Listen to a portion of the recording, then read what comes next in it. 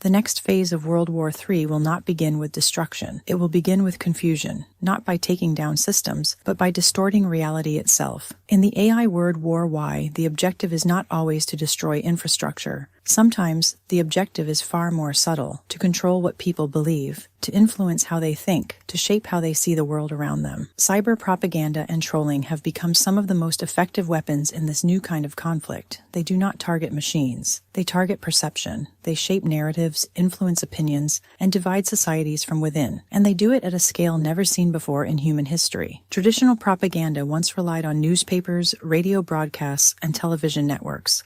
It required time, distribution, and centralized control. Today, a single post can reach millions in seconds. A false story can spread across continents before it is even questioned. And once it spreads, it becomes part of the conversation, part of the culture, part of what people begin to believe. Trolling in this context is not random or meaningless behavior. It is often deliberate and organized. Groups create fake identities, automated bots, and coordinated campaigns designed to amplify certain ideas while suppressing others. They flood comment sections, they hijack discussions, they repeat messages until they appear credible. The goal is not always to convince people of one specific truth. Sometimes the goal is much simpler: to create noise, to create doubt, to make people question everything they see. Because once truth becomes uncertain, reality becomes flexible. And when reality becomes flexible, it can be shaped. This is where cyber propaganda becomes dangerous. Because it erodes trust. Trust in institutions, trust in media, trust in leadership, trust in each other. Without trust, societies begin to fracture. People retreat into their own beliefs. They reject opposing viewpoints. They become more reactive, more emotional, and more divided. And a divided society is easier to influence. Nation-states have already recognized the power of these tactics. Cyber propaganda has been used to influence elections, shape political narratives, and destabilize entire regions. False information is often blended with real information to make it more convincing. Emotional content is pushed deliberately because anger, fear, and outrage spread faster than logic or reason. The goal is not to inform. The goal is to provoke.